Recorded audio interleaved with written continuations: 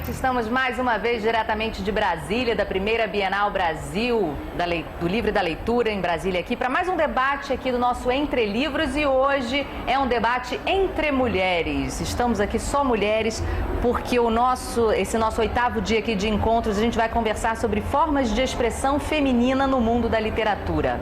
Nossas convidadas hoje são a escritora e arte educadora Cristiane Sobral, a escritora e roteirista Juliana Franck e a professora da Universidade de Brasília e coordenadora do grupo A Mulher na Literatura, Cristina Stevens. Vale lembrar que a nossa cobertura da EBC aqui na Bienal pode ser acompanhada também pelas emissoras de rádio da EBC, a Rádio Nacional e a Rádio MEC. Hoje, em tempo real, junto aqui com a gente, nos dias de semana, né? Segunda-feira, por exemplo, vai ser às 8h30 da noite. A gente também está com a TV Brasil Internacional presente em 69 países e através da web também você pode acessar a gente tvbrasil.ebc.com.br.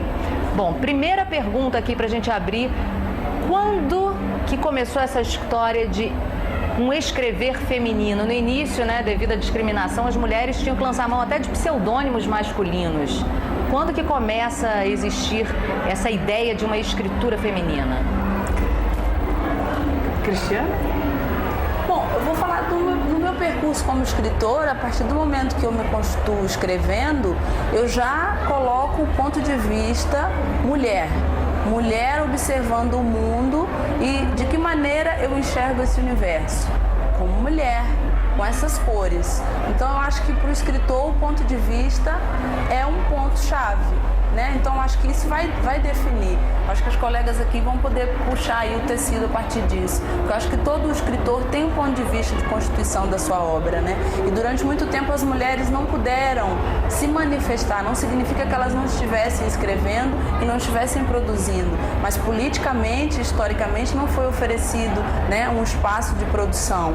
E depois, quando isso finalmente veio à tona, a gente pôde, através de pesquisas de vários pesquisadores, começar a ter, né, conhecimento dessas obras, que hoje a gente sabe que são obras de valor inestimável. Bom, a mulher sempre foi objeto da literatura. Hoje nós somos sujeitos, nós somos a primeira pessoa da literatura. Então, sair do banco dos réus e tomar essa primeira pessoa é muito bom. Na nossa época a gente poder falar. O meu livro, por exemplo, é um livro que fala de prostituição de uma maneira absurda também. Ele é totalmente um idílio, mas também além de a forma ser maluca, assim, também tem a possibilidade de perscrutar essas coisas que para a mulher era impossível antigamente. Quenga de plástico. Pois é, e ainda persiste um pouco desse preconceito? Você recebe algum tipo, você sente de vez em quando algum preconceito, assim, de tipo, esse assunto não é muito para uma mulher abordar? Eu tenho preconceito de todos os tipos, eu acho, até pelo meu jeito de ser. As pessoas às vezes nem querem ler o livro, ou leem o livro e, como ele está em primeira pessoa, tem muita confusão, então me tomam muito como personagem. E é muito engraçado isso, porque a personagem ela é debochada e eu também, mas o resto é tudo inventado, adivinhado, criado, não tem nada a ver, eu sou uma outra pessoa. Estava realmente testando essa proximidade e essa longitude toda entre mim e o personagem. Cristina. Bom, hoje tem uma pesquisa recente que mostra que, infelizmente, a mulher ainda não é muito sujeito da narrativa. Tem uma pesquisa, foi até premiada pelo CNPq, foi coordenada por uma professora da UNB, que mostra, ela fez uma análise da literatura contemporânea nos últimos 30 anos das 5 maiores editoras do Brasil. E apenas, menos de 30% são mulheres. Quer dizer, a literatura ainda é majoritariamente de autoria feminina. Mas a mulher começou a escrever o livro mais antigo, o texto literário mais antigo de que se tem notícia não é Homero. Não é Homero. É antes de Homero. Descobriu-se recentemente, é uma escritora em língua suméria, chamada Enredoana, que há quase 6.000 anos já escreveu, e não falando de Deus, mas escrevendo poemas para uma deusa, a deusa Inanna, né? Aí está. E isso é uma descoberta nova. Então, ou seja, e se assumindo como mulher e escrevendo para uma deusa. E de repente até muitos E ela assume o nome masculino. Então, esse silenciamento forçado da voz da mulher, ele tá aquela coisa do retorno reprimido. As mulheres estão agora com toda a força, mas o texto mais antigo até agora descoberto é de autoria de mulher. E como é que se descobriu isso? Porque existe uma diferença entre o texto escrito a arqueologia descoberta, ela chama, procura na web, na Wikipedia, chama Enreduana, N-H-E-D-U-A-N-N-A, Enreduana. Não, eu sei, mas a minha pergunta é a seguinte, assim, existe uma diferença entre a literatura escrita por um homem e a literatura escrita pela mulher? Que diferença seria essa? É sutil? Não vou mais lavar os pratos, é o nome do meu livro. Então, os homens ficam revoltados. Nos lançamentos, as mulheres adoram. As mulheres querem esse livro, elas dizem, eu preciso disso. E os homens me param e dizem, minha mulher comprou seu livro, foi você que escreveu aquilo? Então eu acho que sim, existe uma diferença quando a escrita é de voz feminina e quando de fato o homem escreve. Porque o ponto de vista, eu volto a tocar nesse aspecto, é diferente. Nós temos uma visão diferente do mundo em que vivemos. As nossas experiências, a partir do momento em que nascemos, o nosso corpo, a nossa sensibilidade, né, a nossa especificidade é única, é particular, né? A nossa identidade feminina, ela é constituída, a nossa criação, ela é também diferenciada. Principalmente aqui, quando a gente fala do Brasil, nós temos um ponto de vista diferenciado para meninos e meninas, embora isso também esteja mudando.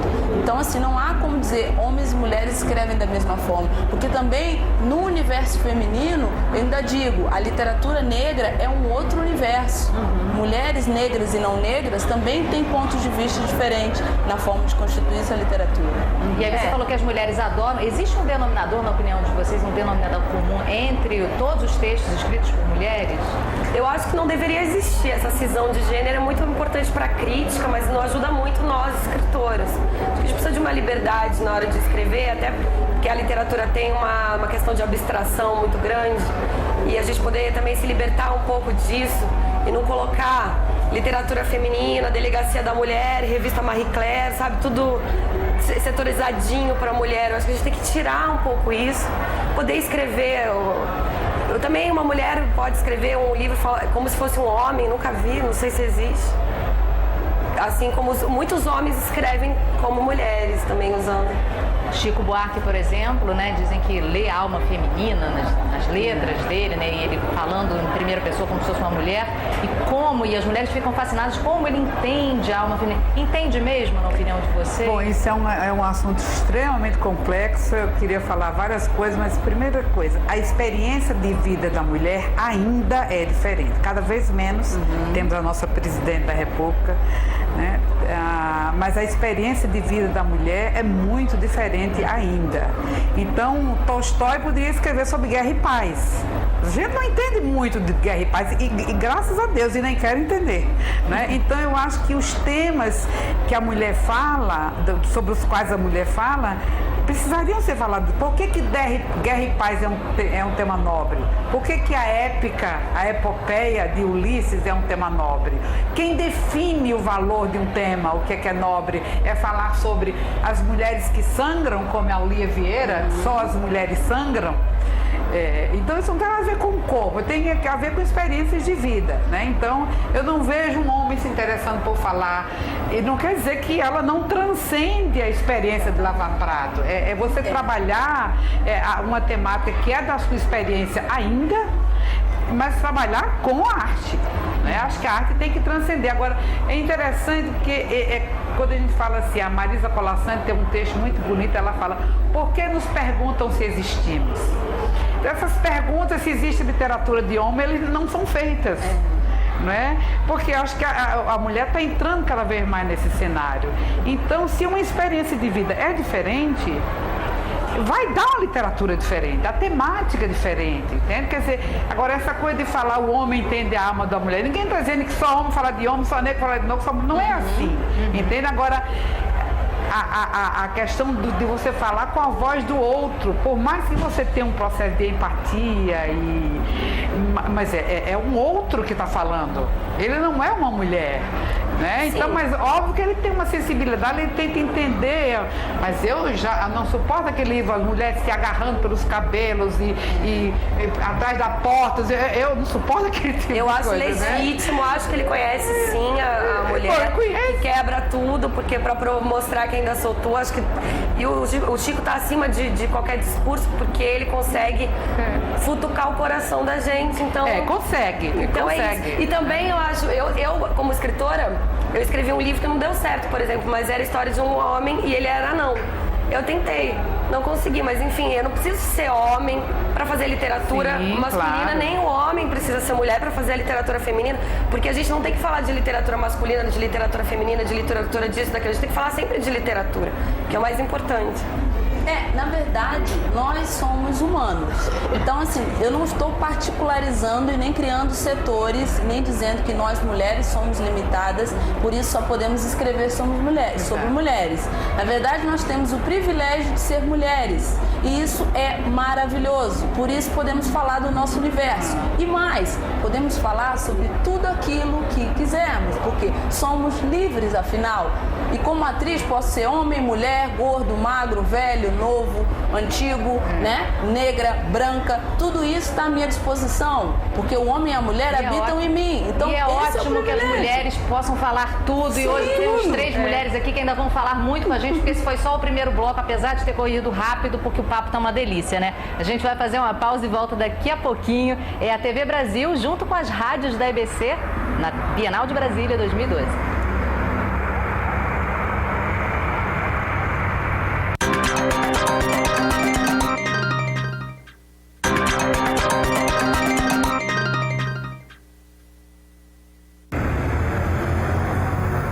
Entre Livros de volta, ao vivo, diretamente de Brasília, da primeira Bienal Brasil do Livro e da Leitura. A gente está aqui nesse estúdio da TV Brasil, montado dentro aqui da Bienal. E eu hoje estou conversando sobre a escrita feminina. Eu estou aqui com 3 mulheres valiosíssimas, as escritoras Cristiane Sobral e Juliana Franck, e a coordenadora do grupo da Universidade de Brasília, A Mulher na Literatura, Cristina Stevens. E olha, a programação da Bienal está maravilhosa. Vamos dar um servicinho agora. Até a próxima segunda e amanhã de noite tem show. Olha só, de manhã tem Bia Bedran, programão para família, e de noite tem Di Ribeiro, Chico César e Caetano Veloso. Se você quiser dar uma conferida em toda a programação, que envolve muito mais coisas, além de livros e shows, você confere lá em bienalbrasildolivro.com.br.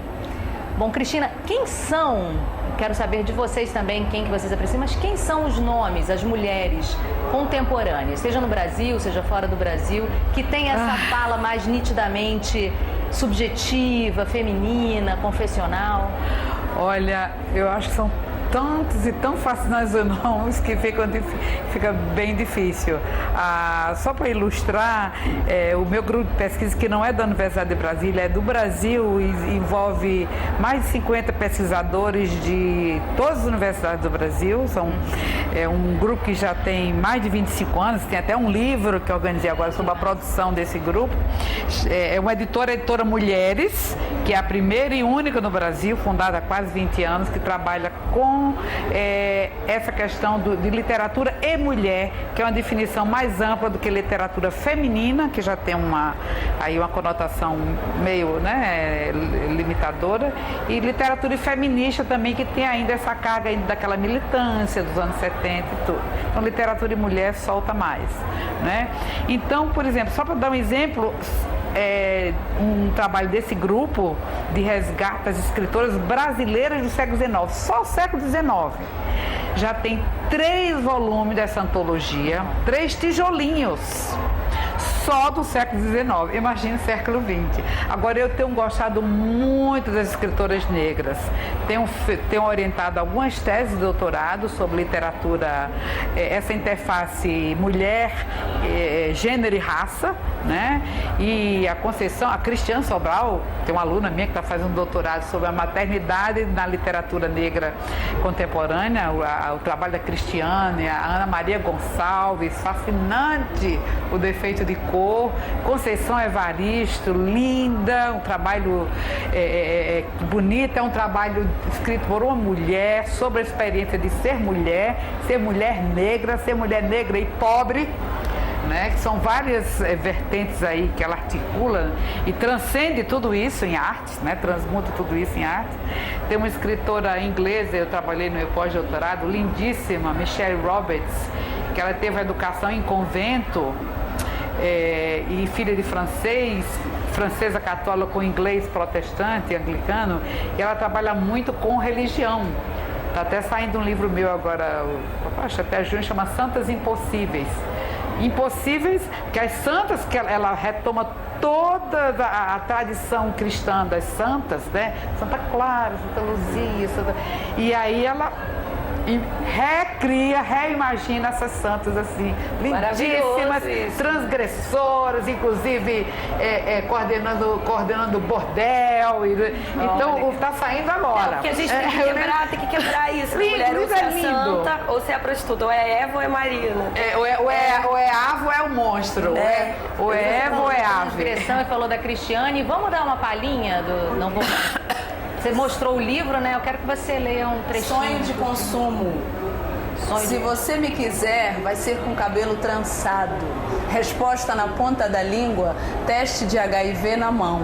Se você me quiser, desligue a televisão, leia filosofia e decore o Kama Sutra. Muito bem. Se você me quiser, esteja em casa. Retorne as ligações e traga flores. Não venha com aquelas teorias sobre ereção ou centímetros a mais. Nem sempre vou querer sexo. Nem sempre vou dizer tudo ou acender a luz. Posso usar ternos ou aventais. Qual a diferença? As noites serão sempre intensas à luz de velas. Se você realmente me quiser, ouse digerir a contradição. Ajude-me a ser uma mulher diante de um homem. Quem disse que seria fácil? Lindo! Demais. Eu queria falar um pouquinho das escritoras da minha idade, da minha geração que estão aí, que é Ana Guadalupe, Bruna Beber, acho que vocês conhecem, e Juliana Amato. É uma geração muito legal, porque são meninas assim da minha idade, 28 anos, 29, que estão fazendo poesia. As duas fazem poesia, Juliana faz prosa. E aí tem um livro da Juliana Amato que chama Breve Vida, que fala da história do Crianço, que é um menino de 28 anos que ele é retardado. E tem essa coisa da infantilização, assim, Juliana é muito talentosa, a linguagem dela já é bem formidável, assim. Eu acho muito legal esse livro. E a Bruna Beber tem os livros dela, não me lembro agora que são os títulos malucos, mas vale a pena conferir. Ana Guadalupe também. São muito legais, todas as da nova geração. É legal conhecer. Que maravilha, né? Tá toda hora pipocando. Juliana, e você também tem sido apontada como um dos destaques, né, dessa nova geração. E aí, quer dizer, todo mundo aqui acha que mulher acaba falando, mesmo que não seja mãe, acaba falando de maternidade, porque isso é um papel muito nosso, porque você, que não é mãe, escrevia para um seriado de televisão. Isso, meu primeiro trabalho como assistente de roteiro foi escrever, foi pouco tempo, mas eu escrevi assistência de roteiro para o Modern, que foi uma série muito legal, que passou na GNT, e é muito fácil para uma mulher saber como é ser mãe, né? Eu acho que, é lógico que a experiência da gravidez e da maternidade concreta, ela te deixa muito mais ligada. Mas dá pra entender que é imenso, assim, como mulher eu entendo. Personagens femininas, como a Capitu do Machado de Assis, por exemplo, a Bibiana do Érico Veríssimo, a Gabriela do Jorge Amado, a Macabeia da Clarice Lispector, a Maria Moura de Raquel de Queiroz. Qual é a diferença? Vocês percebem alguma diferença de uma personagem que seja escrita por um homem, de uma personagem forte, assim, escrita por uma mulher? É nítida a diferença, né? É uma pergunta bem difícil. requer uma análise profunda? Naturalmente, quando o homem fala da mulher, existe um vício no homem, assim... Eu quero falar sobre isso. Não quero também, não queria incomodar, mas assim, o homem às vezes tem um vício de tratar a mulher de uma forma um pouco diabólica. Então essas heroínas, elas são muito sexuais, elas têm um poder muito grande, que normalmente é um poder que vem do sexo. Então, tem muito livro que fala da carreira eclesiástica de um moço, que é totalmente destruída por esse veneno que vem da mulher. E eu acho que a mulher, quando se escreve, muitas vezes ela se defende, quer mostrar que tem um coração. Ou ela também chuta o pau e quer mostrar que ela tem agressividade. Então aí a gente entra num conflito muito grande. Mas tem homens que falaram belamente de mulheres. Eu sou apaixonada por Lolita. Também nesse caso também ele se defende o tempo todo. Ele se defende o tempo todo e falando que a feminilidade dela era muito provocante. Mas no final ele fala que ele encontra ela grávida e com 18 anos. Isso quer dizer, é totalmente antissexy porque ele tinha construído. E ele ainda amava. Então aí ele me ganhou completamente. Aí eu acho que para os dois o grande desafio vai ser a dimensão humana que é possível constituir nessa personagem, né? Porque Stanislavski, que é um teórico do teatro, né, ele vai dizer a importância do ser mágico, né, que é o condicional mágico, que diz, e se eu fosse, né, uma mulher? Então, um homem escrevendo uma personagem feminina, dependendo do aprofundamento dessa pesquisa, né, então, se ela, como seria essa mulher? Então, da mesma forma, a mulher escrevendo também, então, procurar a constituição dessa personagem, seja de que maneira for, distanciar dos estereótipos, né? Porque é o grande ponto que eu acho que a gente busca fugir, e procurar a humanidade dessa personagem. Que aí a gente começa a ver... Porque nada do que é humano nos é estranho. E essa frase, eu acho que para todo escritor, ela é um pouco mantra, assim, né? Agora, uma coisa interessante é que uma das vertentes da pesquisa sobre mulher e literatura trabalhava muito essa imagem da mulher objeto. Depois a gente começou a enfatizar a mulher sujeito, estudar mais as escritoras. Mas se você for pensar, grosso modo, né, nas imagens femininas criadas pela literatura masculina, então você tem Madame Bovary, você tem Ana Karenina, você tem a Dama das Camélias, você tem quantas mais que enlouqueceram, morreram, e elas Medeia, então Dalila, Shakespeare, quer dizer, então é muito interessante. A psicanálise foi uma teoria, eu acho uma explicação fantástica, diz assim, o poder esconde o medo. Então, por que tantas personagens que são ou muito dóceis, como Iracema, que dá a vida para a Moreninha, escravizaram, aquelas coisas assim, ou então as grandes personagens, as personalidades fortes, terminam loucas, se suicidam, são assassinadas, morrem de tuberculose, eu não sei. É muito interessante tentar entender essa construção, não é? Eu acho que é um ponto. Onde fica o tridimensional aí, né? Porque ou vai para um lado ou vai para o outro. Eu, como escritor, eu penso muito nessa questão da tridimensionalidade. Então, onde seria esse 3, né? Porque ou vai o 1 ou vai o 2. E o 3, né? Não é bom nem mal. Ele é um pouquinho de cada coisa. É o diabólico, é aquele que transforma a ordem sem fazer desordem. Então, acho que tem que tentar encontrar esse caminho aí. É bela e frágil, ou é forte e aí sempre termina mal. Agora, só uma curiosidade, a famosa, enigmática traição de Capitu,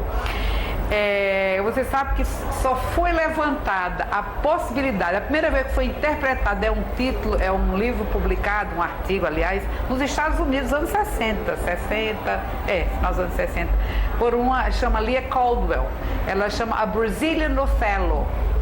Ela usa o Dom Casmurro, não é o nome dele?